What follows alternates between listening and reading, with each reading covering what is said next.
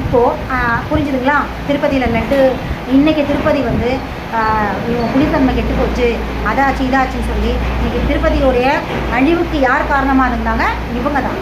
என்றைக்கு பெண்களுக்கு எதிராக எந்த ஒரு விஷயம், அது உடம்பாக இருக்கட்டும், வேறு யாராக எந்த ஒரு இடமா இருக்கட்டும், பெண்களுக்கு எதிராக செயல்படணும்னு நினச்சாலே இந்த பிரபஞ்சத்தோட சிஸ்டமே எதிர்க்க ஆரம்பிச்சு. பஞ்சபூதங்கள் மிக மிக, அதாவது ஆத்திரத்தோட எல்லைக்கு போகும். ஏன் அப்படின்னா, ஏற்கனவே சொல்லியிருக்கேன், பிரபஞ்சத்தோட ஆதி பெண்கள் தான். பரிணாம வளர்ச்சிக்கான வித்தே பெண்கள் தான். கிருமிகளே கூட பெண்கள் தான். பெண் இனம்தான் கிருமிகள். அதனால தான் அடுத்தடுத்த பரிணாம வளர்ச்சிக்கு போச்சு. எப்படி கிருமிகள்லாம் வந்து பெண்கள்னு சொல்கிறீங்க? ஏன்னா கிருமிகள் தான் நமக்கு குழந்தை பேரை கொடுக்குறது. புள்ளப்பூச்சின்னு சொல்கிறாங்கல்ல, டைஜஷனுக்கான சப்போர்ட் பண்ணுது. மலம் வெளியேறதுக்கும் கிருமிகள் தான். நம்ம உடம்புல ஆற்றலை கடத்திட்டு போகிறதும் கிருமிகள் தான். ஊட்டச்சத்தை ஒவ்வொரு உறுப்புகளுக்கும் பிரித்து பகிர்ந்து கொடுக்குறதும் கிருமிகள் தான். உடம்புக்கு தேவையான எரிபொருள் அப்படிங்கிற அந்த, அதாவது நம்ம சாப்பிட்ற சாப்பாடை எரித்து குளுக்கோஸாக மாற்றுறதும் கிருமிகள் தான். அதே சமயத்தில் கிளைக்கோஜனாக தேங்கி இருக்கிறத திரும்பவும் எரிபொருளாக மாற்றி எல்லா விதமான தேவைக்கு ஏற்ற மாதிரி, இப்போ அந்தந்த தேவைக்கு ஏற்ற மாதிரி சரியாக முறையாக அந்தந்த தேவைக்கு ஏற்ற மாதிரி கொடுத்து அந்த உடம்பை இயல்புக்கு திருப்புறதும் கிருமிகள் தான். ஸோ இந்த எல்லா வேலையும், ஒட்டுமொத்த வேலையுமே செய்கிறது கிருமிகள். இது எல்லாமே பெண் சக்தியோட வேலை. வீட்டில் ஒரு பெண்ணை பார்த்துருக்கீங்களா? பெண் எல்லாமாவும் இருப்பான்.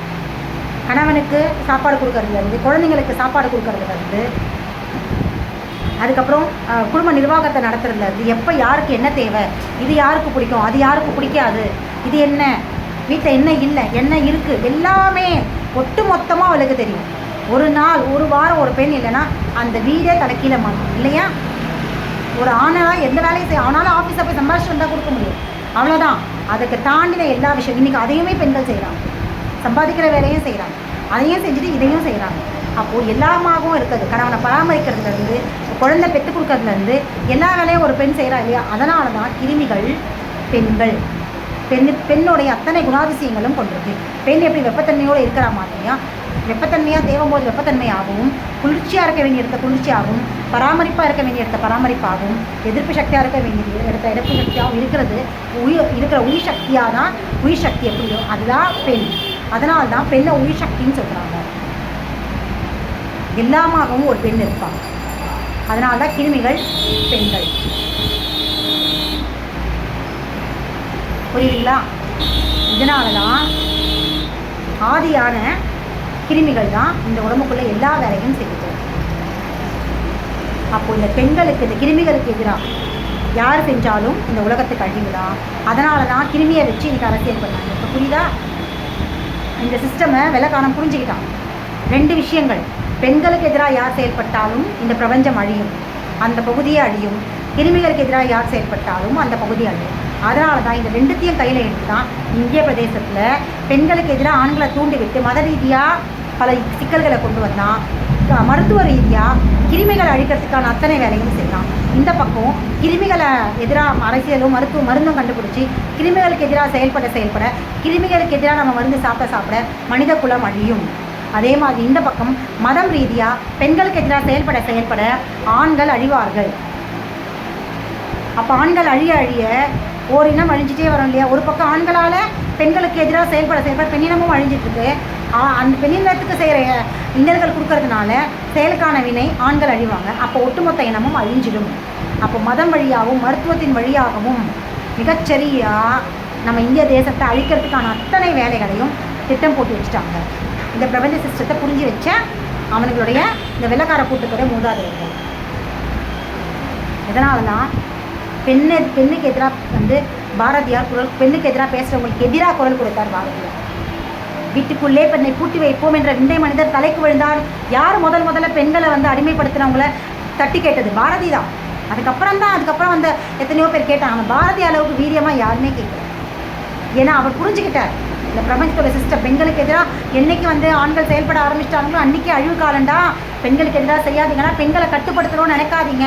பெண்களை என்றைக்கு நீங்கள் கட்டுப்படுத்தணும், அடக்கி வீட்டுக்குள்ளே உட்கார வைக்கணும், அவனுங்களை தனக்குள்ளே அடக்கணும்னு நீங்கள் நினைக்கிறீங்களோ அன்றைக்கே அவங்களோட அழிவு ஸ்டார்ட் அப்படின்றத அவர் உணர்ந்ததுனால தான் பெண்களை வெளியே கொண்டு வரதுக்காகவே பாடல் எழுதினேன்.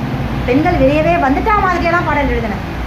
விந்தை மனிதர் தலை கவிழ்ந்தார் அப்படின்னா என்ன, எதிர்காலத்தில் ஒரு காலத்தில் இதே மாதிரி பெண்கள் வெளியே வருவாங்க. அன்றைக்கே சொன்னார், நடந்துதா இன்னைக்கு? பெண்கள் வெளியே வந்துட்டாங்களா? ஆனாலும் இந்த மாதிரியான மதம் வழியாக பெண்களை இன்னமும் அடக்கிறதுக்காக தான் இந்த ஆடை அப்படிங்கிற ஒரு கட்டுப்பாடை கொண்டு வந்திருக்காங்க. ஆனால் அன்றைக்கே பாரதி எதிர்காலத்தை கணிச்சிட்டான். நீ இன்னைக்கு அடக்கி வச்சிருக்க, ஆனால் ஒரு நாள் பெண்கள் வெளியே வருவாங்க, இந்த கட்டுக்களெல்லாம் உடைச்சிக்கிட்டு வருவாங்க. அன்றைக்கி நீ தலை கவிழ்ந்து நிற்ப பெண்ணு முன்னாடி, உன்னால் எதையுமே சாதிக்க முடியாது. அவங்களோட திறமைக்கு முன்னாடி நீ கூணி குறுகி நிற்ப. இன்றைக்கி எல்லா துறையிலும் ஒரு 10th ஸ்டாண்டர்ட் மார்க் எடுத்துக்கிட்டாலும் சரி பெண் குழந்தைகள் தான். 12th standard mark, MBBS seat, professional seat, college, ஒரு வேலையில் போனாலும், ஜாப் எடுத்துக்கிட்டாலும், சமையலாக எடுத்துக்கிட்டோம், உலகத்தில் எந்த மூலையில் போனாலும் பெண்கள் தான் ஃபஸ்ட். விண்வெளியில் ஒரு பெண்ணு தனியாக இருக்கா, பயமே இல்லாமல் இல்லையா? எத்தனை நாளாக வெளியே வர முடியாமல் சிஸ்டம் அங்கே சேட்டலைட்ஸ் ப்ராப்ளம் ஆனதுனால மேலே இருக்கா, தைரியமாக இருக்கா. பார்த்தீங்களா? விந்தை மனிதர் தலை கவிழ்ந்தாரா? எழுதி வச்சானா பாரதி? சரியாக நடக்குதா? இப்போ பாரதி மெய்ஞானி தானே, மூதாதையர் அவருக்கு சொல்லிட்டாரா? அதை புரிஞ்சுக்கிட்டாரா? ஆனால் அதை புரியாத இந்த மதவாதிகள், சமயங்கள், இந்த மதங்களில் இருக்கிற மதவாதிகள் இன்றைக்கும் பெண்களை அடிமைப்படுத்திக்கிட்டு இருக்கானுங்க. அதனால தான் எங்கெங்கெல்லாம் பெண்களை அடிமைப்படுத்துகிற விஷயங்கள் ஆணிவேராக ஸ்டார்ட் ஆகிருக்கோ அந்த இடங்கள்லாம் அழிஞ்சு போயிட்டே வரும். அதில் ஃபஸ்ட்டு ராமன் கோயில் அழிஞ்சுது, இன்றைக்கி அடுத்தது திருப்பதி. கேரளா நிலச்சரிவு ஏற்பட்டது, அங்கேயும் இதே மாதிரி பெண்களுக்கு எதிரான செயல்பாடு நடந்ததுனால அங்கேயும் அழிவு, பெரிய நஷ்டம், பெரிய நஷ்டம். அதே மாதிரி இன்றைக்கி திருப்பதிக்கும் இதே நிலை தான். பெண்களுக்கு எதிராக எங்கெங்கெல்லாம் நடக்குதோ அநியாயம், அங்கெங்கெல்லாம் பிரபஞ்சத்துக்கான அழிவு ஸ்டார்ட். அந்த இடத்துக்கான பிரபஞ்சம்ன்றது வெறும் இது கிடையாது, ஒவ்வொரு இடமும் பிரபஞ்சம் தான், ஒவ்வொரு இடமும் ஒவ்வொரு பகுதியும் பிரபஞ்சம் தான். அந்த பிரபஞ்சத்துக்கான அழிவு ஸ்டார்ட். இன்னொரு முக்கியமான விஷயமும் தெரிஞ்சுக்கலாம். திருப்பதி மலை மேலே இருக்குது இல்லையா? இப்போ திருப்பதி எடுத்துட்டோம், திருப்பதியை கடவுளாக ரொம்ப பெரிய அதீத நிலையில் வச்சுருக்கீங்க இல்லையா? அவரும் ஒரு மூதாதையர் தான்ன்றது ரொம்ப சிம்பிளாக புரிஞ்சுக்கலாம். சாதாரண மனுஷன்தான் அந்த பெருமாள். எப்படி புரிஞ்சுக்கலாம்? திருப்பதி கொடைய இந்த எங்களுடைய இந்த சென்னையில் வந்து எலிஃபென்ட் கேட் பகுதியில் திருப்பதி கொடை வந்தால் எடுத்துகிட்டு ஓடுவாங்க. அங்கேருந்து சூளைக்கு போகிற ரூட்டு ஓடுவாங்க. அதுக்கு அதை என்ன சொல்லுவாங்க அப்படின்னா, அங்கே வந்து பெருமாள் வேர்க்கடலை, அங்கே வேர்க்கடை கடைகள் இருந்தான், யானை கவுனின்ற பகுதியில் வேர்க்கடை கடைகள் இருந்தான். அப்போது அந்த அங்கே வேர்க்கடை வாங்கி சாப்பிட்டவர் காசு கொடுக்காமல் போயிட்டார். அதனால தான் அந்த இடத்துக்கு வந்தால் மட்டும் ஓடுவாங்க. ஓடிட்டார், அவர் துரத்திட்டு வந்தாங்கன்னா, ஆனாலும் ஓடி போயிட்டார். அப்போ என்ன அர்த்தம்? பண்டமாற்று முறை இருந்த காலங்கள்ன்றது எப்போ நல்லா தெரிஞ்சுக்கோங்க. பண்டமாற்று முறை சங்க காலம், காசு கொடுத்து பொருள் வாங்கினது. அதுக்கப்புறம் வந்து பிற்காலம் வெள்ளக்காரங்களுக்கு கிட்டத்தட்ட. அப்போது பெருமாள் அப்படிங்கிற ஒரு கேரக்டர் காசு கொடுத்துட்டு தான் போகல, பண்டமாற்று முறை இல்லை.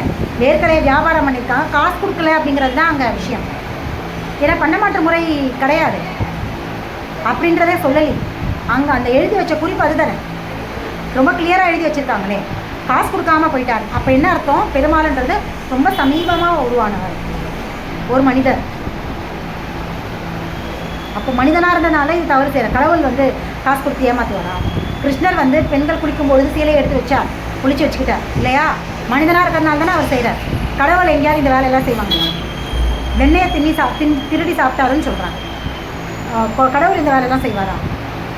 சொல்லுங்கள். கடவுள் குழந்தையாக பிறந்தாருன்னா இதெல்லாம் செய்வாரா? அப்போது மனிதர்கள் தான், மனிதர்களோட இயல்பான விஷயங்கள் தான் நிகழ்த்திட்டுருக்காங்க. அவங்களாம் மூதாதையர்கள். ஆனால் இந்த ஒரு தத்துவம் என்ன புரிஞ்சுக்கலாம் அப்படின்னா, அவர் எங்கே போயிருக்காரு? மலை மேலே. அவர் எந்த இடத்துலேருந்து வந்தவர்? மலைவாழ் பகுதி பழங்குடியினர். பெருமாளும் இன்னைக்கு பிராமணர்களும் ஆரியர்களும் உயர்மட்ட மக்களும் போற்றுறதுக்குரிய கடவுளாக இருக்கிறவர் யாருன்னா பழங்குடியினர். பழங்குடியினரை தான் வணங்கிட்டு இருக்காங்க. அலைமேலு மங்கை யார்? அங்கே இருக்கிறவங்க தான் பழங்குடியின பெண். அங்கே போய் திருமணம் செஞ்சுக்கிட்டாரு. முருகனுடைய அதே இதுதான் பெருமாள். ஒரு பக்கம் முருகன் தான் பெருமாள்னு சொல்லிக்கிறாங்க. ஆக மொத்தத்தை எல்லாரும் மூதாதையர்கள் தான், எல்லாரும் பழங்குடியினர் தான். இதை சொல்கிறது தான் திருப்பதி. மலை பிரதேசத்தில் வாழ்ந்த பழங்குடியின பெண் தான் அலைமேலு மங்கை. அவங்கள தான் அவர் கல்யாணம் பண்ணிக்கிட்டார். அலைமேலு மங்கை ஒரு பழங்குடியின பெண். அதனால தான் அவரோட நிறம் எல்லாமே பார்த்துக்கிங்களா? பழங்குடியினர் அந்த நிறம் அந்த உடல்வாகு, அவங்களுடைய எல்லா விதமான அந்த ஆடையிலேருந்து முதற்கொண்டு எல்லாமே, அலைமேலும் அவங்களுடைய ஆடை முதற்கொண்டு, அவங்க நிறம் முதற்கொண்டு எல்லாமே பழங்குடியின பெண்ணுக்கானது தான். பெரும்பாலும் பழங்குடியின ஆண் அந்த பெண்ணை கல்யாணம் பண்ணிட்டாரு. அப்போது ஆதிக்காலத்தில் முருகராக இருக்கட்டும், மூதாதையர்கள் எல்லாருமே பழங்குடியினமாக சேர்ந்தவங்க தான், மலைப்பிரதேசத்தில் வாழ்ந்தவங்க தான். அவங்கள எல்லாரும் திருமணம் செஞ்சுட்டாலும் பழங்குடியின பெண்கள் தான். அப்போது இங்கே உயர் ஜாதி மேல் ஜாதி கிடையாது, பழங்குடியினர் தான் ஒரே ஜாதி. இவங்க தான் ஜாதியே கிடையாது, பழங்குடியினர் மக்கள். இன்றைக்கு பழங்குடியினருக்கு எதிராக செயல்படுறாங்களே, அப்போது அவங்க தாழ்த்தப்பட்ட ஜாதியாக அவங்க என்னென்ன அக்கிரமம் பண்ணிக்கிட்டு இருக்காங்க. கடவுள், நீ வணங்குற கடவுளே பழங்குடியினர் தான்.